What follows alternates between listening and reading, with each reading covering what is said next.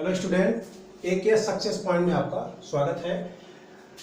Physics में light chapter चल रहा था। लाइट में हमारा सेकेंड लेक्चर है। सेकेंड लेक्चर में हम लोग को पढ़ना है गोलीय दर्पण। गोलीय दर्पण के बारे में पढ़ना है। जिन लोगों ने फर्स्ट लेक्चर नहीं देखा है उसको फर्स्ट लेक्चर पहले से देख लीजिए, जिससे सेकेंड लेक्चर अच्छी तरह से समझ में आए। क्योंकि फर्स्ट लेक्चर में हम लोग प्रकाश के परावर्तन के बारे में पढ़ चुके हैं। परावर्तन, प्रकाश का परावर्तन क्या होता है, परावर्तन के नियम क्या होते हैं, और साथ में हम लोग ये भी पढ़ लिए हैं कि प्रतिबिंब क्या होता है, प्रतिबिंब कितने प्रकार के होते हैं, ये फर्स्ट लेक्चर में पढ़ चुके हैं। अब देखिए गोलीय दर्पण। गोलीय दर्पण कांच के एक गोले का भाग होता है। गोलीय दर्पण कांच के एक गोले का भाग होता है। ये कांच का एक गोला है। ये तो हमने वृत्त बना लिया। जो गोला होगा वो 3D स्पेस पर होगा। तो गोले का एक भाग इस प्रकार काटा गया, एक ये भाग काट लिया, एक ये भाग काट लिया। तो देखिए ये निकल आया, एक भाग ये है, इसके 4 भाग निकल आए, एक भाग ये स्थिति बनी, इस तरह के मिलेंगे। तो गोलीय दर्पण है। गोलीय दर्पण क्या होता है? गोलीय दर्पण कांच के गोले का एक भाग होता है। तो एक भाग हमने ये ले लिया। इस भाग में हम पारे की कलई कर देते हैं। ये चांदी की कलई, पारे की कलई कर दिया, एक भाग में पेंट कर दिया। ऐसे भी हो सकता है और इसको ऐसे भी पेंट कर सकते हैं।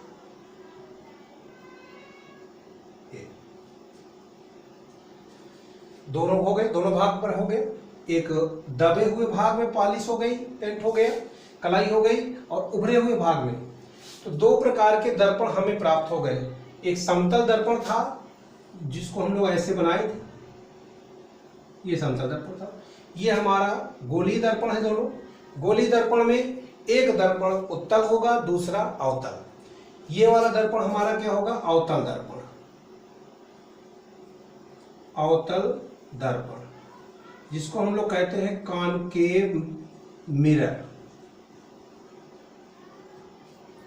और ये हमारा है उत्तल दर्पण।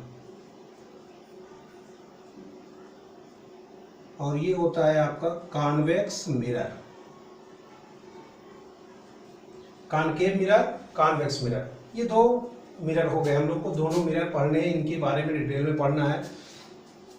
तो गोलीय दर्पण क्या होता है? गोलीय दर्पण कांच के गोले का भाग होता है। गोलीय दर्पण 2 प्रकार के होते हैं। एक अवतल दर्पण होता है, दूसरा उत्तल दर्पण। अब अवतल दर्पण, उत्तल दर्पण की परिभाषा समझ ले। हालांकि एग्जाम में पूछी नहीं जाती, लेकिन हम लोग को जानना जरूरी है।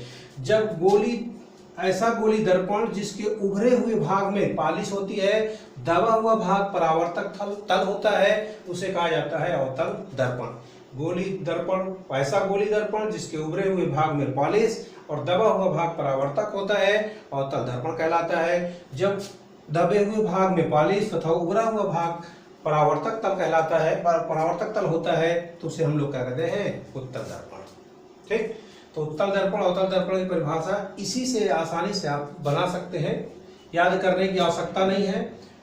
ऐसा गोलीय दर्पण जिसके उभरे हुए भाग में पॉलिश होती है, दबा हुआ भाग परावर्तक होता है। दबा हुआ भाग परावर्तक होता है तो उसे कहते हैं अवतल दर्पण। ऐसा गोलीय दर्पण जिसके दबे हुए भाग में पॉलिश और उभरा हुआ भाग परावर्तक होता है, उसे क्या कहते हैं? उत्तल दर्पण कहते हैं। अब देखिए ये हम लोग का हो गया उत्तल दर्पण, अवतल दर्पण। अब इससे संबंधित हमें कुछ परिभाषाएं पढ़नी है। अवतल दर्पण, उत्तल दर्पण से संबंधित कुछ परिभाषाएं पढ़नी है। तो देखिए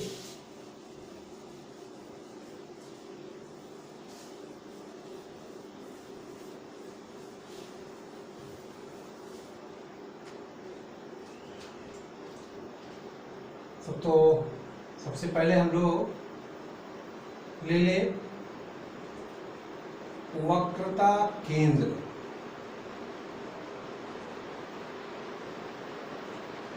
वक्रता केंद्र, वक्रता केंद्र। देखिए परिभाषा जनरल सी है। गोलीय दर्पण जिस खोखले गोले का भाग होता है, परिभाषा यहीं से स्पष्ट है।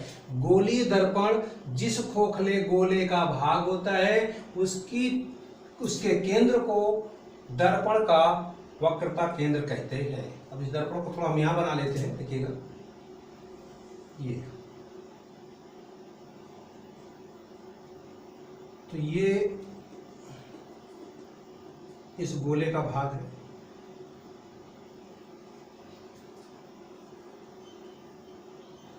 ये हो गया। गोली दर्पण जिस खोखले गोले का भाग होता है उसके केंद्र को दर्पण का वक्रता केंद्र कहते हैं और इसे C से प्रदर्शित करते हैं।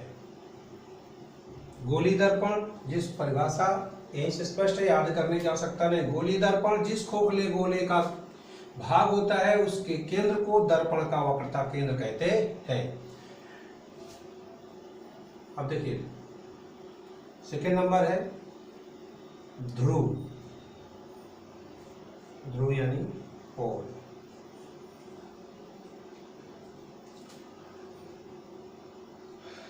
दर्पण के, इसी बना देते हैं, दर्पण के परावर्तक तल, देखिए परावर्तक तल यहां से लेकर के यहां तक है इस भाग में। दर्पण के परावर्तक तल के मध्य बिंदु को, दर्पण के परावर्तक तल के मध्य बिंदु को क्या कहते हैं? ध्रुव कहते हैं। इसे P से प्रदर्शित करते हैं। दर्पण के परावर्तक तल के मध्य बिंदु को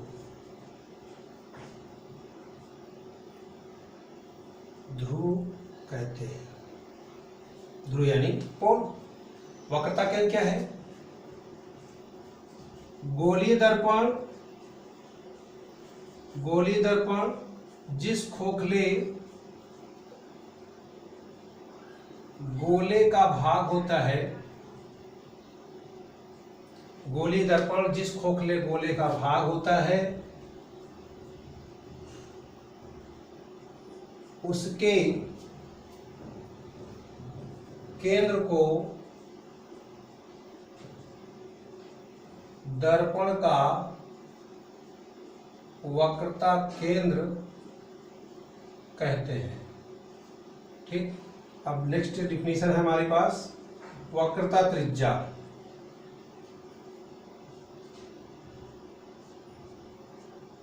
वक्रता त्रिज्या की डिफिनीशन सेम है, कोई अलग नहीं है। देखिएगा इसमें भी वही, गोलीय दर्पण जिस खोखले गोले का भाग होता है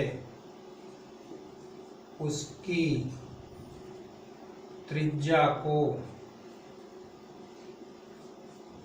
दर्पण की वक्रता त्रिज्या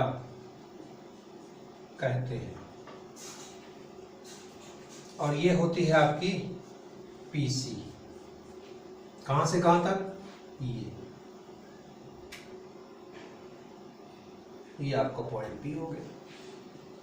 3 पॉइंट हम लोग पढ़ चुके। वक्रता केंद्र, गोलीय दर्पण जिस खोखले गोले का भाग होता है उसके केंद्र को दर्पण का वक्रता केंद्र कहते हैं। इसे C से प्रदर्शित करते हैं, इसे C से प्रदर्शित करते हैं।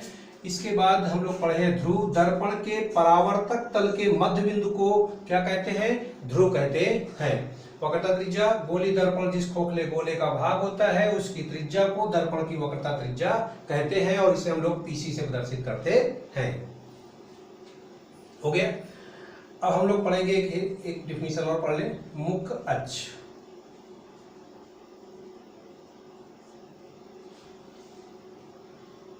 मुख्य अक्ष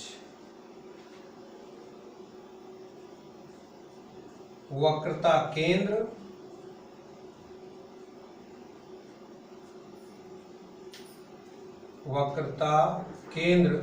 तथा दर्पण के ध्रुव से होकर जाने वाली रेखा मुख्य अक्ष कहलाती है।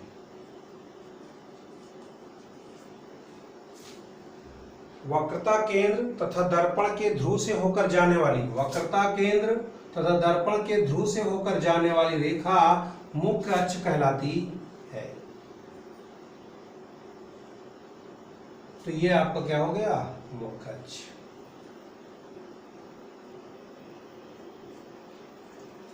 जो चीज हम लोग अवतल के लिए पढ़ रहे हैं वही डिफिनीशन उत्तल में भी काम करेगी। अवतल में भी इसका मुख्य अक्ष क्या होगा, ये होगा मुख्य अक्ष।